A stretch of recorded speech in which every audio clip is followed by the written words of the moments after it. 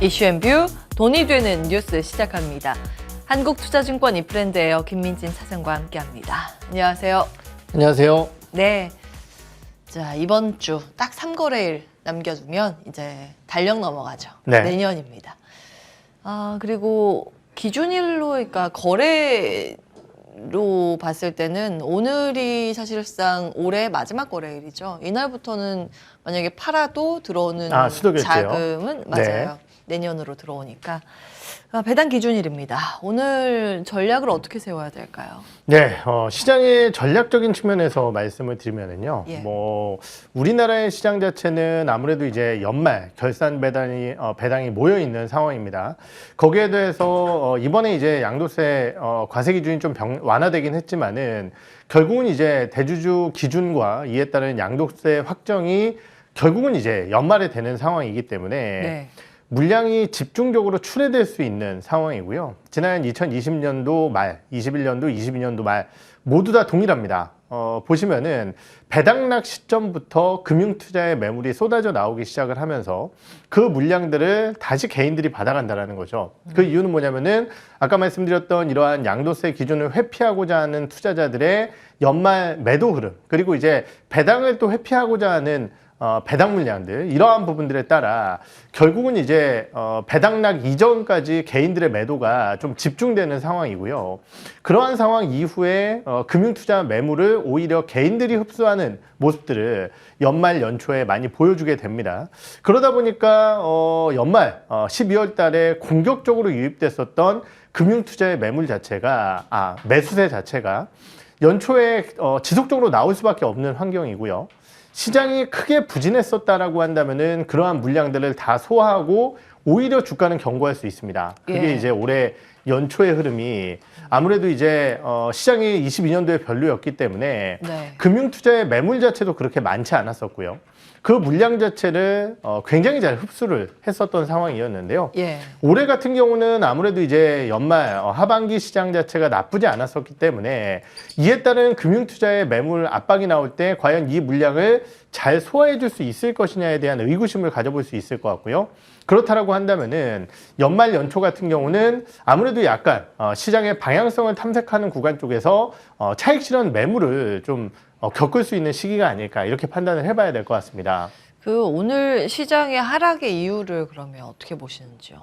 오늘 시장의 하락 이유도 아무래도 이제 차익 실현으로 봐야겠죠. 2차전지 관련주들이 지금 밀리고 있는 상황이고, 예. 코스피 같은 경우는 사실 시가총액 상단 기업들의 주가가 나쁘진 않았습니다. 최근 맞아요. 예. 대부분 다 이제 반등세를 보였었는데, 아까 말씀드렸듯이 이 상승의 이면에는 결국은 이제 금융투자의 공격적인 시가총액 상단 매수와 함께 최근 강세름을 보였을 때 연기금의 매수, 이런 것들이 포함되어 있다고 볼 수 있을 것 같은데요.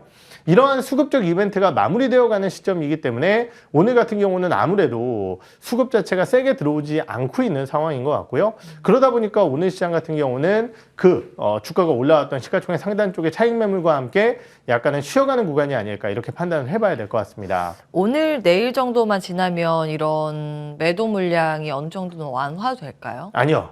매도 물량은 보통 언제까지 나오게 되냐면요. 예. 금융투자의 매물 같은 경우는 1월 10일자를 기준으로 좀 보시면 될 것 같습니다. 조금 남았네요, 그러면. 그렇죠. 예. 그런데 이제 그게 아까도 말씀드렸지만 무조건 지수의 하락을 의미하는 것은 아니고요. 예. 이것이 그냥 기계적으로 항상 나오는, 시스템적으로 나오는 매수와 매도 물량이거든요. 예. 그렇기 때문에 이러한 부분들에 따른 시장 판단이 중요한데요. 아까도 말씀드렸지만은 국내 증시 자체가 11월 달, 12월 달 워낙 강한 주가 흐름을 보였었기 때문에 네. 1월 10일 경까지는 결국은 이제 단기적인 매물의 압박과 이에 따른 주가에 대한 급격한 상승을 기대하기 어려울 수 있겠지만은 그 이후에는 저는 1분기 어닝 시즌의 본격적인 돌입과 함께 4분기 실적 호전주로의 관심은 여전히 유효하다고 판단을 하고 있습니다. 이후에 수급 다음 시장의 중점은 다시 실적이네요. 그렇죠. 본질로 돌아가는 시장. 그 전에 일단 오늘 배당 기준일이기 때문에 투자 전략도 체크를 해보겠습니다. 사실 예전 같으면 네. 연말 배당하는 기업은 아주 명확히 투자 포인트가 두 가지가 나눠지거든요. 배당 기준일 전까지 매수를 해서 배당을 노리는 전략, 혹은 배당 필요 없다, 주가 반등에 대한 그 역발상 전략으로 배당 낙대 떨어지면 그렇죠. 오히려 싸게 매수하는 기회다, 이렇게 두 가지로 나뉘는데, 이번에 배당 절차 선진화 방안이 처음으로 올해 도입이 되면서 12월 말에 배당 주주 확정일 기존 이렇게 하는 회사가 있는가 하면 개선안 도입을 해서 4월 초에 또 배당 주주 확정하는 기업이 갈리거든요. 네. 셈법이 좀 복잡해지는데 어떤 투자 포인트로 접근할 수 있을까요? 그렇죠. 우리나라 같은 경우는 사실은 배당 낙대 사면은 웬만하면 수익이 맞아요. 대부분 다 났었습니다. 그때 기계적으로 기관 외국인 다 맞죠. 그렇죠. 특히 이제 배당락이 좀 세게 오는 예. 배당을 많이 주는 기업들 같은 경우는 상당 부분 하루 만에도 한 1에서 2%가량의 수익을 예. 보여주는 경우가 많았었기 때문에 장중 변동성이. 그렇죠. 하락 이후에 시가에 매수를 했다라고 했을 맞아요. 때 종가까지의 수익률이 그 정도 이제 나는 경우가 있었기 때문에 그러한 부분들에 대한 기대감은 뭐 있었지만은 올해는 아무래도 이제 배당을 많이 주는 대표적인 섹터들 지금 이제 금융지주사들을 들 수 있을 것 같은데 예. 금융지주사들 같은 경우는 거의 대부분의 기업들이 이제 배당이 뒤로 밀렸습니다. 그렇죠. 그래서 이제 그러한 전략 자체가 조금은 사용하기가 과거와는 달라졌다, 이렇게 평가를 내릴 수 있을 것 같고요. 그럼에도 불구하고 우리가 배당 관련된 이슈로서 투자 포인트를 좀 잡아보게 된다라고 한다면은 이거는 이제 모 증권사의 퀀트 분석 자료였는데요. 최근 이제 3년간 배당 금액이 지속적으로 올라갔거나 예. 아니면은 배당을 안 주던 회사가 실적이 괜찮아서 올해 배당을 주는 기업들, 이러한 기업들은 배당락과 무관하게 1개월간의 수익률이 시장 대비해서 아웃퍼폼했다, 이러한 퀀트 분석 결과가 있습니다. 예. 그렇기 때문에 제가 이제 해당 기업들 같은 경우는 지금 기억이 안 나서 종목군들을 예. 말씀드리기엔 좀 어려운 부분이 있겠지만은 이러한 복잡해진 배당 셈법과 함께 내가 뭐 조금이라도 수익을 거둬야겠다, 이런 전략보다는 지난 3년간 배당이 늘어났다는 얘기는 꾸준하게 업황이 좋아졌다는 얘기, 혹은 예. 안정적인 실적을 바탕으로 주주들의 환원 정책에 조금 더 신경을 쓰는 기업이다라고 해석을 할 수 있겠죠. 이러한 기업들 같은 경우는 뭐 배당이 아니라 주가의 퍼포먼스가 그 자체로만도 좋아졌었기 때문에 이러한 기업들을 한번 찾아보시는 노력이 어떨까, 이렇게 생각을 하고 있습니다. 예. 자, 내일이 배당락일이죠. 네. 그때 원래 평균 시가 조정률 보시면 코스피 낙폭에 비해서 훨씬 더 깊은 조정을 받은 이 섹터들이 고배당주로 알려진 그렇죠. 섹터죠. 통신, 보험, 금융, 증권 이쪽인데, 이제는 나눠서 배당일이 12월 말 있고 4월 초에 기준일이 이제 적용이 되기 때문에 하루에 내일 뭐 급락이 이렇게는 네. 안 나올 거라고는 하는데, 다음 보겠습니다. 그러면은 12월 배당 기준일 그대로 가지고 간 기업은 여기에 좀 정리를 했거든요. 네. 이런 기업들 같은 경우에는 내일 급락하면 시초에 담는 전략 가능할까요? 뭐 사실은 이제 아까도 말씀드렸지만 그럴 확률이 높기 때문에 예. 확률적인 측면에서 봤을 때는 뭐 이런 종목군들을 담는 것도 하나의 전략적인 측면이 되겠죠. 그런데 네. 이제 아까도 말씀드렸지만은 그러한 하루에 뭐 내 1% 수익에 온 신경을 쏟는다, 이런 예. 것들은 사실은 성공이 한 확률이 90% 이상이다라고 하면 모르겠지만은 예. 그게 아니라고 한다면은 또 이제 달라지는 거고, 아까도 말씀드렸지만 이번 배당 개편제도 같은 경우는 예. 의무 사항이 아니기 때문에 혼재가 되어 있습니다. 맞아요. 그러다 보니까 이제 어떠한 결과물을 만들어낼지 모르기 때문에 과거와 같은 경험칙상으로 이 종목군들을 매수해서 무조건 수익이 난다, 이렇게 판단하기에는 좀 어려운 부분들이 있어서 예. 저는 그 전략 자체는 이번에는 조금은 관망을 하시는 게 어떨까, 이렇게 생각을 하고 있습니다. 제가 오늘 아침에 당잠사 때 시간이 없어서 이제 잘린 내용들이 배당 요 내용들인데, 그 KB증권에서 배당 기준일 변경 확정 네. 공시 기업 배당 수익률 4% 이상 예상입니다. 그렇게 되는 기업들을 이렇게 잘라서 제가 다시 정리를 해봤습니다. 사실은 이 안에도 투자 힌트가 있을 것 같아요. 완성차 기업들 같은 경우에는 실적도 잘 내고 수출 데이터도 좋고 배당 수익률도 높은 편이고, 이번에 배당 기준일 변경으로 인해서 내일 뭐 급락할 가능성도 적어진 상황. 혹시 내일 시장이 뭐 통상적으로 여겼던 12월 배당락이라고 내려가면서 기계적으로 내려가면 이게 이제 또 매수의 기회가 될 수도 있고 해서 이 안에서 매력적인 기업을 좀 골라낸다면 어떤 기업이 될까요? 네, 저는 이 중에서는 뭐 여기 이제 없지만 현대차 기아를 긍정적으로 좀 여기 있어요. 현대차도 있었네요. 예. 현대차 기아를 준비를 했었던 이유가 뭐냐면은 예. 아까도 말씀드렸듯이 결국은 어떠한 수급적인 이벤트가 나타날지 모르겠지만은 그 이벤트가 마무리되면은 분기 어닝 시즌에 돌입할 것이다라는 말씀을 드렸었던 것 같고요. 예. 그렇다고 한다면은 4분기에 실적 기대감이 높은 기업이 뭘까를 생각해 보면은 자동차 업종을 빼놓고 얘기할 수 없다라는 거죠. 예. 물론 여러 가지 이벤트들이 있었습니다. 자동차주들도. 그리고 저는 이제 1분기 실적 발표가 마무리되면은 현대차 기아는 또 단기적으로는 쉬어갈 수도 있다라고 생각하는 입장이에요. 피크아웃 얘기가 또 나올 가능성이 있기 때문에. 예. 하지만은 오히려 이제 피크아웃 논란이 있는 기업들은 실적 발표 전부터 실적 발표 어닝 시즌 돌입 구간부터 실적 발표 직전까지는 좋은 주가 흐름을 많이 보였었습니다. 왜 그러면 제가 자동차 업종 피크아웃을 우려하냐, 피크아웃 논란에 대한 얘기가 또 나올 것이다라고 생각하냐면은 결국은 이번 4분기에는 러시아 공장 판매 매각과 함께 이에 따른 손실 반영으로 절대적인 숫자가 덜 나올 가능성이 있어요. 빅베스는 해야겠군요, 한 번은. 그렇죠. 그러면. 거기에 더해서 사실은 그런 이슈들이 나타나게 되면은 배당 가능 수익이 줄어들게 됩니다. 그렇죠. 그러면은 사실은 투자자들 입장에서는 1분기 이후에는 모멘텀이 좀 떨어질 수도 있다는 거죠. 하지만은 4분기에 절대적으로 나왔었던 판매 데이터 그리고 최근 공개되고 있는 우리나라의 수출 데이터에서 여전히 상위권 흐름을 보이고 있는 대표적인 섹터가 자동차라는 측면. 거기에 더해서 기아는 며칠 전에 이제 신고가를 멋지게 뚫어냈는데요. 오늘도예요. 예. 그렇죠. 근데 현대차 같은 경우는 아직까지는 기아 대비해서는 훨씬 더 못 갔습니다. 예. 그렇기 때문에 이러한 부분들을 고려해 봤을 때는 오히려 수급 이벤트가 마무리되면은 현대차가 조금 더 안정적인 선택이 되지 않을까라는 생각이 들고요. 현대차, 기아가 움직이게 된다라고 한다면은 굉장히 주가가 부진한 섹터가 있는데요. 자동차 부품 쪽이에요. 예. 그렇다라고 한다면은 지난번 기아의 신고가와 함께 주가가 세게 올라왔었던 화신이라든지 아니면은 뭐 성화이텍 이러한 자동차 부품사들도 여러 가지 안 좋은 이슈들이 좀 마무리되면서 기대감을 가져가 볼 수 있지 않을까 이렇게 생각을 하고 있습니다. 예. 자, 완성차 중에서는 현대차가 비교적 이제 매력적인 구간 주가 수준이라고 보셨고 부품단은 화신과 성우하이텍 지속적으로 주고 계십니다. 요 화면 참고해 보실 만한 내용이 있어요. 이게 이제 배당 기준일이 4월로 미뤄져서 네. 변경된 기업인데 내일 만약에 배당락일이라고 착각하고 떨어지면 이제 매수 가능하다라는 의견도 증권사에서 나오거든요. 그런 점은 좀 참고해 보시면 좋을 것 같고요. 다음 보겠습니다.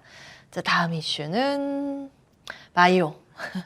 요 한 2주, 3주 내내 바이오주가 시장 대비 아웃퍼폼 하고 있고 그 아웃퍼폼의 비율 자체가 굉장히 높더라고요. 특히 지난 한 주간 시장에서 운송, 해운 이런 거 제외하면 가장 크게 아웃퍼폼한 sek터가 제약 바이오 헬스케어입니다. 아무래도 2주 앞으로 다가온 JP모건 헬스케어 컨퍼런스 덕분이지 않을까라는 생각도 들고 아무래도 뭐 말씀 주셨던 금리 인하의 수혜주이기도 하고 정부 정책에 대한 기대감도 맞닿아 있습니다. 아직 남아있는 걸까요, 기회가? 사실 예전 같은 경우에는 이런 일정 가까이 되면 세로뉴스로 떨어지잖아요. 재료 소멸로 급등했던 종목 위주로 이제 약세 흐름을 보였는데 기간이 얼마 안 남아서 지금이라도 접근하는 전략이 과연 괜찮은 건가 고민되는 시점입니다. 의견 어떻게 주시겠어요? 네, 우선 모멘텀이 있지만은 주가가 좀 단기 급락했었던 종목군들 같은 경우는 여전히 뭐 기대감은 유효하다라고 판단을 하는 입장입니다. 뭐 항상 말씀드렸듯이 JP모건 헬스케어 컨퍼런스가 사실 1월 초에 예정되어 있는데요. 실제적으로 이에 따른 뉴스 이벤트들은 한 2주 전부터 강하게 나타난다고 말씀을 드렸고 그 2주 전이라고 한다면 사실 기대감 같은 경우는 그 1, 2주 전이기 때문에 한 달 전부터 사실은 관련주들의 움직임들이 많이 나타난다고 볼 수 있을 것 같습니다. 예. 지금 이제 시장에서 기대하는 가장 이제 중요한 이 글로벌 빅파마들의 움직임이라고 한다면은 ADC 그리고 이에 따른 비만 그리고 복용자들의 편의성 이러한 부분들을 바탕으로 한 여러 가지 파이프라인의 개발이 아닐까 이렇게 판단을 해볼 수 있을 것 같은데요. 그러한 종목군들이 모두 다 주가가 더욱더 세게 올라간 게 아닌가 이렇게 판단을 해볼 수 있을 것 같습니다. 오늘 이제 레고캠바이오가 존슨앤존슨 헬스케어 쪽에 2조 원 이상의 지금 굉장히 큰 기술 수출 계약을 따낸 것도 결국 이 회사가 하는 것은 이제 ADC를 바탕으로 한 고형암 치료제 쪽에 기술 수출 진행이 됐었는데요. 지금 이제 이 ADC 같은 경우는 글로벌 빅파마들이 기술 라이센싱인뿐만이 아니라요. M&A라든지 이런 것들을 통해서 굉장히 도입을 많이 하는 대표 품목 중에 하나입니다. 그렇기 때문에 이러한 섹터들의 관심도는 여전히 유효하다고 생각을 하고 있고요. 아까도 말씀드렸듯이 이제 유한여행 같은 경우는 뭐 역시 이제 얀센 쪽에서 굉장히 강력하게 레이저 티닙과 이에 따른 병용 임상을 지금 진행을 하면서 관련주들 그리고 타그리소를 따라잡기 위해서 노력을 하고 있는 상황이고요. 이 외에 아까 말씀드렸던 비만 치료제 같은 경우도 시장에서는 지속 관심을 받고 있는 상황이기 때문에 관련주를 좀 압축해 나가시면서 종목군들을 집중적으로 보시는 것이 좋으실 것 같고요. 1월 달에 이제 이벤트가 마무리되면은 단기적으로는 차익 매물 압박을 겪을 가능성 배제할 수 없습니다. 왜냐면 주가가 너무 많이 올라왔기 때문이죠. 하지만은 우리가 이제 헬스케어 컨퍼런스라는 게 뭐 JP모건 헬스케어 컨퍼런스가 1월 달 1월 효과와 함께 기대감이 가장 클 수도 있겠지만은 사실은 그 뒤에 쭉쭉쭉쭉 또 3대 아마케라든지 이런 것들이 계속 있거든요. 그렇기 때문에 저금리 상황 하에서 지금 바이오주들에 대한 관심도는 그래도 최근 몇 년 사이에 가장 관심 있게 지켜볼 만한 섹터가 되지 않았나 이렇게 판단을 하고 있습니다. 예. 자, ADC는 항체 약물 접합체. 조금 더 이제 잘 병을 이겨낼 수 있도록 업그레이드 해주는 기술이다. 뭐 이렇게 보시면 되겠고, 제형 변연이 SC. 여러 가지 이제 플랫폼과 신약 개발 쪽에서 우리나라 기술 수출이 이루어지고 있다라는 점 알고 계실 겁니다. 요거 과거에 체크해드렸던 내용이고, 여기에서 시세가 좀 나오고 있죠. 돌아가면서 나오고요.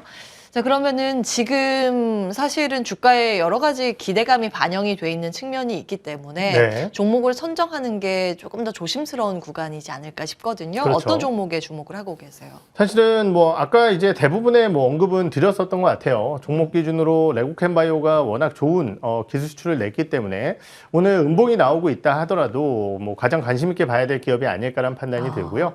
비만 쪽 같은 경우는 뭐 한미약품이라든지 인벤티지랩, 펩트론 이 세 개의 기업이 지금 국내 시장에서는 가장 관심 있게 볼 수 있을 만한 기업일 것 같은데요.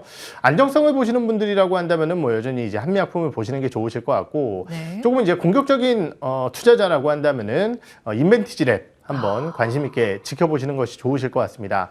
그 외에 이제 여기 여러 가지 종목군들이 있는데요. 저는 이제 HK 이노행 같은 경우도 뭐 한번 보고 있는 상황인데 이유는 실적 때문이고요. 결국은 이제 동사가 가지고 있는 이 K캡의 실적 성장이라든지 이런 것들을 바탕으로 해서 올해 대비해서 내년도의 실적 자체는 더욱더 견고하게 흘러갈 가능성이 높다라는 측면에서 다른 기업들보다는 밸류에이션 부담이 훨씬 적다라는 측면에서 한번 관심 있게 지켜보실 수 있지 않을까 이렇게 판단을 하고 있습니다. 예. 자, 바이오는 여기에서 정리하도록 하고요. 바로 다음 이슈 넘어가겠습니다.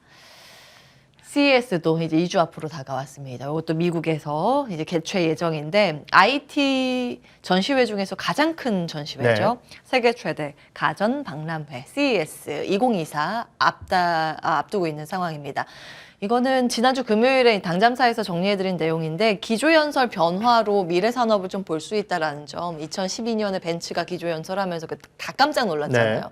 아니, 여기 거의 이제 뭐 냉장고, TV, 뭐 휴대폰 이런 쪽의 회사가 기조연설을 거의 했었는데 왜 자동차 회사가? 라고 주목을 받았었는데 딱 10년 후에 자동차가 이 IT 가전 쪽에서 주류로 부상을 한 상황. 그리고 작년에 눈에 띄었던 건 존 디어앤컴퍼니로 알고 계실 텐데 이 농기계 회사가 기조연설을 하면서 주목을 많이 받았습니다. 그러면서 이제 주가도 신고가였고, 인공지능을 통해서 농업을 혁신하는 제품들 설명을 했는데 여기에 같이 붙을 수 있는 키워드는 자율주행 농기계, 자율주행 AI, 그리고 로봇 이쪽입니다. 그래서 아마 이 관련해서 올해도 같은 주목을 받지 않을까라고 이제 추측도 가능할 것 같고요. 작년에 AI 주도권 전쟁이 CES에서 이미 있었습니다. 이때 AMD에서 AI 칩 공개하기도 했었고, 마이크로소프트, 솔트룩스도 관련해서 내용들을 좀 발표한 바 있습니다. 그래서 여러 가지 뭐 기대감이 엮여 있는 것 같아요. 뭐 AI도 있고 반도체도 있고 기기에 대한 기대감도 있고 어디에 좀 주목을 하실까 궁금하네요. 네, 결국은 이제 아까 방금 말씀을 잘 주셨지만은 결국은 이제 세트의 변화라는 것. 과연 어떤 어플리케이션에 어떠한 소프트웨어나 어떠한 종목, 어떤 내용군들이 탑재되느냐 이것이 이제 CES의 가장 큰 변화라고 좀 판단을 할 수 있을 것 같고요. 이제 우리가 흔히 얘기하는 뭐 모바일이라든지 이런 네. 쪽의 성장보다는 그런 것들을 조금 더 확장시킬 수 있는 생태계 확장 쪽에 포커스를 맞춰야 되지 않을까라는 판단이 듭니다. 그러한 측면에서 봤을 때 우리가 가장 먼저 눈여겨봐야 될 것은 당연히 온디바이스 AI가 아닐까라는 생각이 들고요. 이러한 부분들과 함께 방금 말씀 주셨던 존디어 이러한 부분들과 함께 나타날 수 있는 농기계 혹은 자율주행 기계 농기계 쪽에 대한 변화 이런 것들이 국내 관련주들의 움직임에 영향력으로 나타날 수 있지 않을까 저도 그렇게 판단을 하고 있습니다. 그래서 눈에 띄는 게 대동그룹주 시세 한번 냈다가 쉬는 듯 했는데 오늘 다시 그렇죠. 시세 분출을 하고 있어서 그들 종목은 접근 가능 의견 주시겠어요? 뭐 어떻게 보세요? 지금 이 뉴스에 가장 맞아떨어져 있는 종목을 한 네. 종목 찾아봐라라고 한다면 결국은 저도 대동 말고는 머릿속에 떠오르는 종목은 없었던 것 같고요. 예. 뭐 잘 아시다시피 이제 포스코아의 낙광 자율주행 로봇 개발이라든지 예. 아니면은 지금 자율주행 3에 대한 우리나라의 유일한 승인을 받은 농기계 업체입니다. 이러한 부분들을 바탕으로 미국 쪽의 대응이라든지 그리고 작년도에 유럽 쪽의 성장을 꽤 크게 일궈낸 기업이기 때문에 올해는 어떻게 보면은 이제 원재료가 부담이라든지 이런 것들 때문에 실적이 약간 주춤했다라고 한다면은 내년도에는 다시 이제 기대감을 가져가 볼 수 있지 않을까라는 판단이 들어서 여전히 조정 시에는 관심 있게 지켜보시는 것이 좋으실 것 같습니다. 예. 대동까지 체크해 봤습니다. 사실 이런 박람회가 한번 열리면 미래산업 한 5년에서 10년을 주도할 수 있는 산업군들이 등장하곤 해서 참 흥미로운 또 포인트들이 많이 담겨져 있는데요. 올해는 내년에는 또 어떨지 긴 관점으로 같이 체크해 보시면 좋을 것 같습니다. 오늘 여기까지 합니다. 한국투자증권 인프랜드예요. 김민진 차장과 함께했습니다. 고맙습니다. 네.